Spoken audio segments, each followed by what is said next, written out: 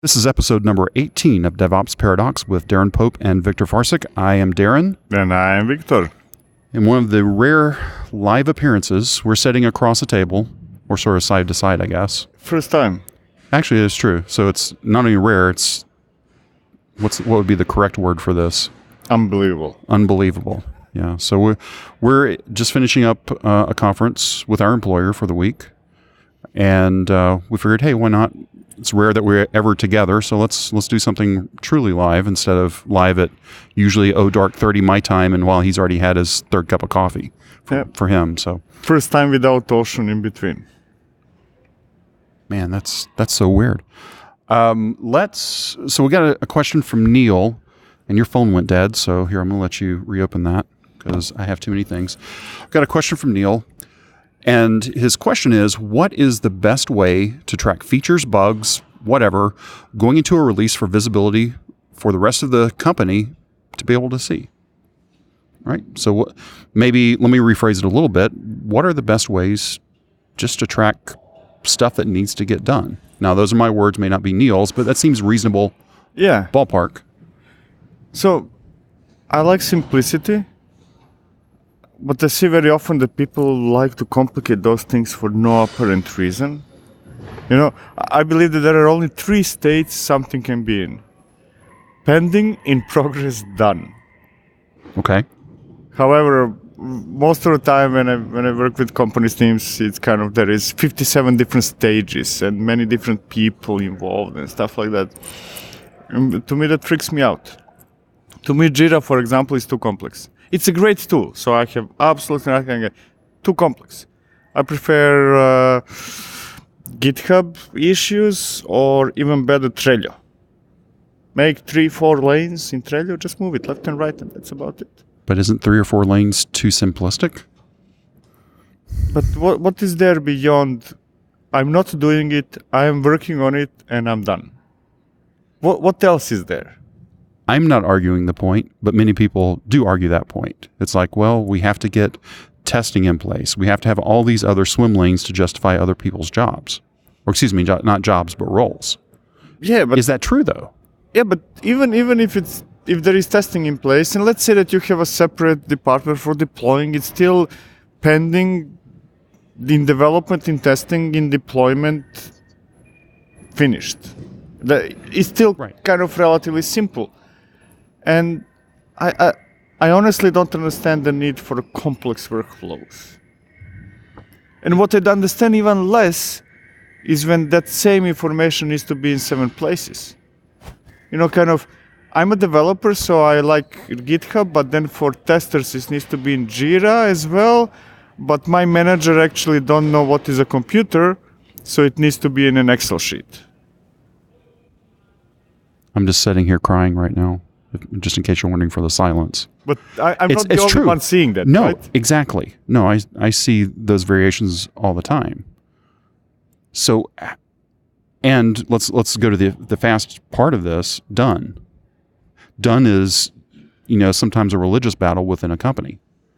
There is only one definition of done, and that's it's running in production. Anything else is not done. Is not done.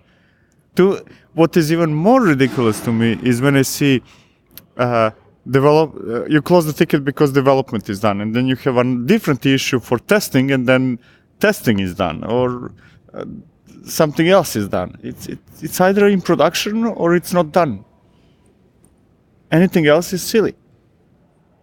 It's a reflection of our need to have artificial separation of the workflow of an application to match our artificially created departments. Because somebody needed a job? Yeah, and because people cannot really work together, so they need to hide behind their own systems, behind their own issue management flows, and so on and so forth. Okay, so now that we've been very successful in being extremely cynical. I'm very good at being cynical most of the time. Yeah, I'm not sure who's more cynical, you or me. But how could somebody actually do something realistic, right? Without going off on cynical here. What is a reasonable Like GitHub issues, good, straightforward. Trello, Exactly. right? Any number of there's variations of Trello out there that are all Asana, whatever. Again, Jira's great as long as you. This is like any other thing. As long as you use the tool the way it was designed to be used, it's going to be a wonderful thing. You know, the reason why I prefer GitHub issues or Trello or similar tools over Jira any time of day is not because Jira is bad, but because Jira is too good, meaning that it allows you to create something that will ultimately become a nonsense. While with Trello, no matter how hard you try, you cannot overcomplicate Trello or even GitHub issues. Okay, GitHub issues, I agree with you. I've seen people completely overcomplicate Trello. Okay, But it's possible, but it's hard. It's much harder than Jira, because in Jira you can start going, again, nothing against Jira. Please, if you're listening from Atlassian, we're not slamming you at all. No, we're slamming other products of you, but Jira is cool. He said that, I didn't.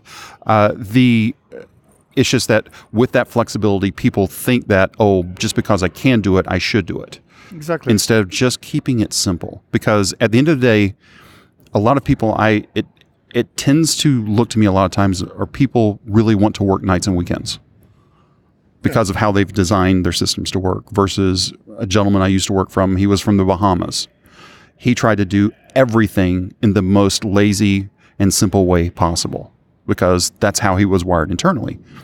That caused a lot of problems with people in the more enterprisey thought space. It's like, oh no, it can't be that simple because it won't work if it's that simple. Well, and he proved them extremely wrong. Exactly. It does. Simplicity does work. I mean, people, and that's kind of contradictory, is that in your enterprise company, whatever you're doing, things cannot be simple. You make them complicated intentionally or unintentionally, but yet everything else in your life, you're probably looking for simplicity. People like Apple products because they're simple. In US, people are not driving stick because it's simpler, right? Right. So isn't that kind of contradictory? I like simple for my personal use, but when I enter my office, then it needs to be complicated. And that just goes past me. I don't know how to. It gets back to, and this wasn't Neil's straight thing. He wasn't talking just straight about tools, but this always gets back to people and process. Yeah, because no tool is going to fix this an overcomplicated process. No. You know, Jira overcomplicated insanities. That's just a reflection of a silly of a dysfunction within a company. Exactly. Yeah. Exactly. It's not Jira's fault. Jira, you're okay.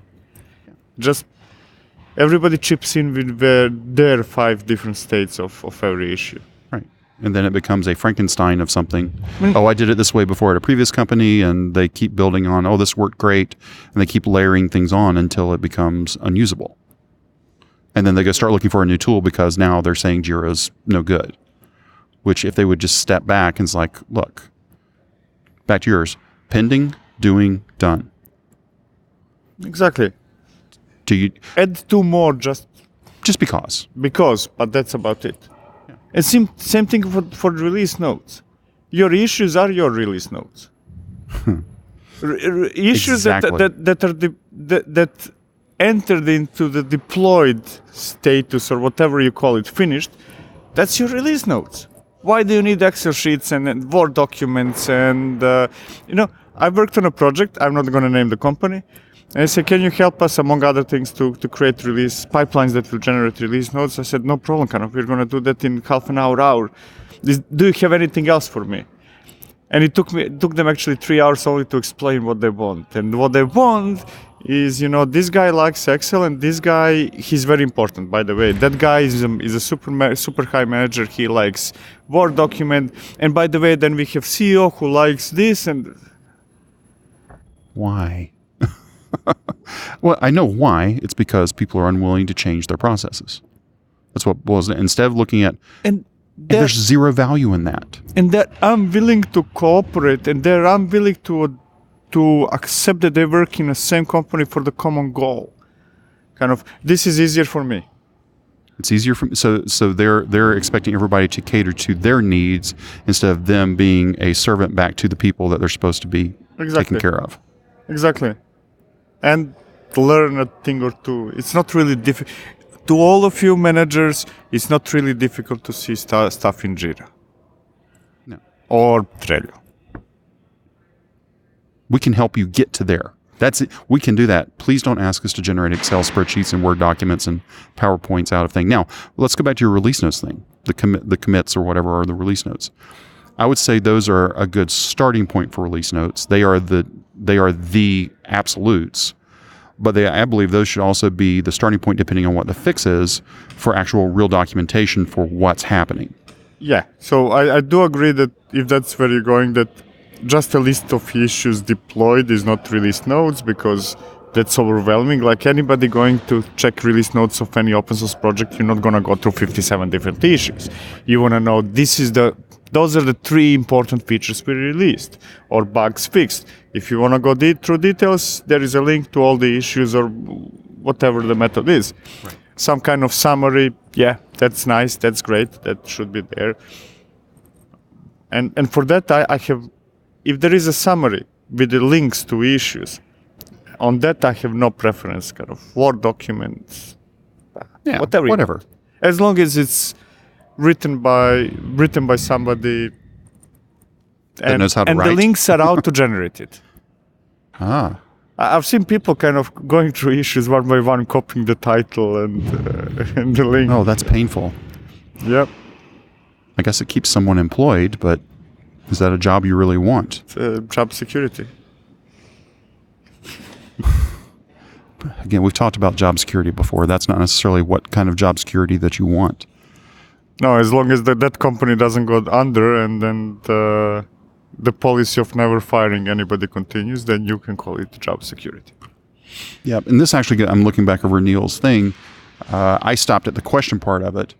And how do you incorporate all of these bugs, feature stuff into the release notes and versioning of your microservices? Well, we just sort of naturally went there, or unless it was subconscious in my head and I was leading us there. And it was funny he brought it out here. I've seen companies use a combination of Jira spreadsheets, but they are very clunky and manual. Again, which we just sort of naturally let it because, Neil, bottom line is not everybody, a good majority of people do that pattern. So how do we break the pattern? How do we solve that? How do we help people get away from doing dumb things like that? Just say no to dumb requests. What if it's your manager telling you? Say no. Say no.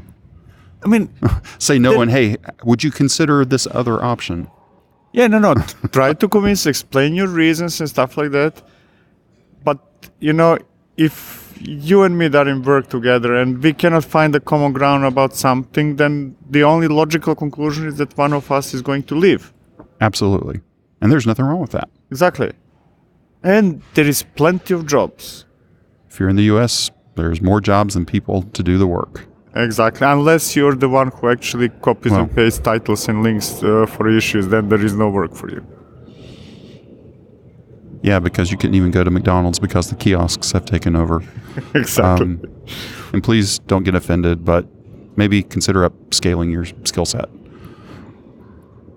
Okay. What else? How else can we sort of angle on the release notes? I like the auto-generation of release notes based on issues is good. Yeah.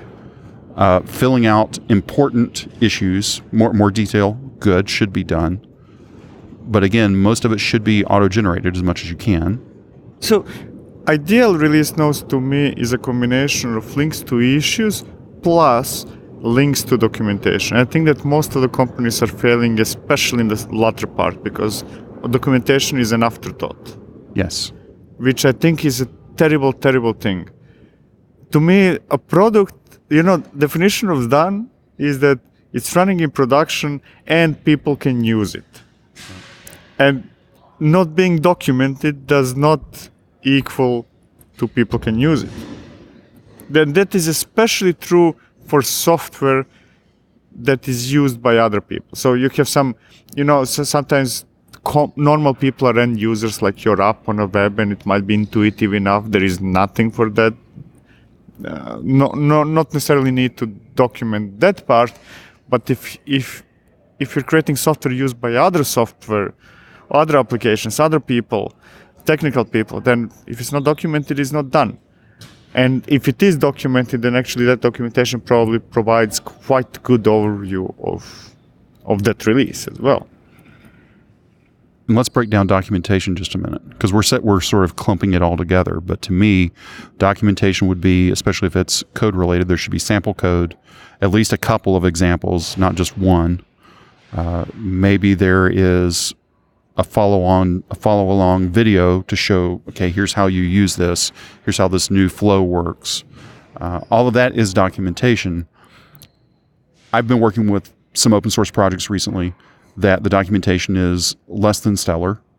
And nothing against it, I understand it, because they're cranking features hard and they're a small team, and okay, I get it, and they're based on another open source project. I'm okay with that because I can look at the other open source project.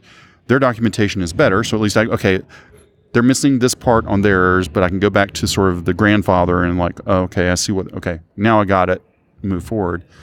But even then, it's like, it only gets you so far. And words on paper is one thing. Again, I'm a visual learner and tactile learner, so I've got to do the things. Just reading something's not going to help. If I can see somebody do it once, I'm good. If I have to dig through and try to figure out from words how to do it, I can do it, but it's going to take me a lot longer. Yeah, I mean, I'll be honest. I rarely read documentation in terms of, all the fields of an API. Give me an example.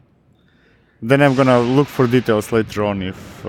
I always start, if there is no example, I don't want to even start learning about something. Exactly. And if you got something that's multiple languages, if it's an API, just document everything. Examples are worth their weight in gold, as long as they're kept up to date. That's the other thing, is you may have had documentation at one point. Documentation is like tests, right? Once a test breaks, we either comment it out, we fix it, or we ignore the failure. The same thing applies to documentation a lot. It's like, this is the documentation that was true 5 years ago. We've had 6 revisions since then, and it's no longer necessarily as true. It may still be true, but it may not be the most correct version of it. But if the examples, even though I'm not seeing it often, the examples are easily actually the tests and the other way around. And that's the key part. I spend a lot of time going to unit test, integration test to figure out, okay, what are they doing? What's the extra thing here? Oh, now I see it. So I can understand for some people just to figure out how to use something, reading tests might not be the best option. I can understand that. But you can easily extract parts of your tests into documentation. Yeah. Or the other way around. And that's something I don't see a whole lot of. That would be a very interesting way to generate docs, is to use your tests as your use cases for the examples. You should create a project that kind of converts parts of the test source code into markdown files and then just publish it on GitHub pages. You got time this weekend? I need to fly back home. Oh, yeah, I do too. Yeah, that would be interesting though, wouldn't it? That would be really, really cool, I think. So anybody listening, if you have time on the weekends, just go and do that and give it to us, and we'll say, hey, go look at this. Because what's the chances of us actually doing it? Very small. Yeah. I promise now publicly that I will do it as soon as I get time. Which probably is going to be never. Never, yeah. Which is a good transition. How many more books do you have in you? 2 are coming. 2 are coming? Soon. Beyond 2.6? No. Okay. 2.6 and +1. And +1, yeah. Okay. DevOpsParadox is going to be released relatively soon. I don't control DevOpsParadox, but 2.6 month 2 max. Well, that's almost here. Wow. Okay, so let's those 2 ship. Now what? What's next? What is next? No.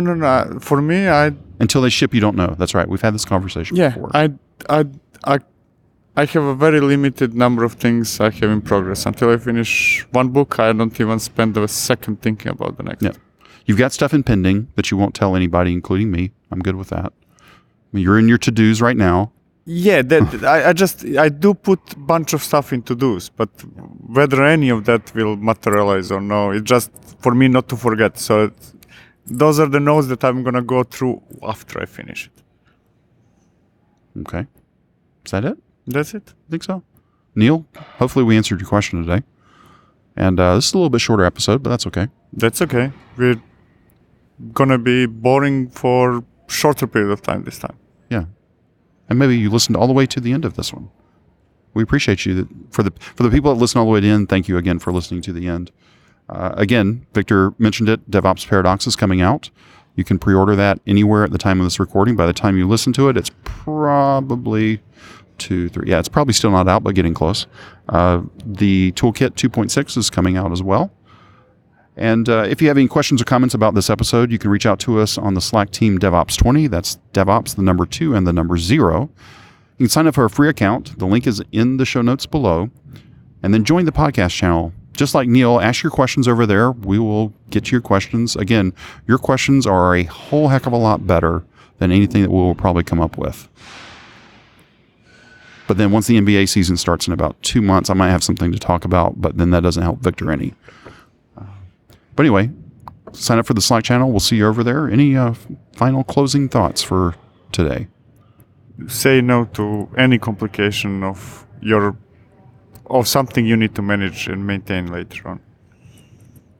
Just say no in the words of Nancy Reagan. Exactly.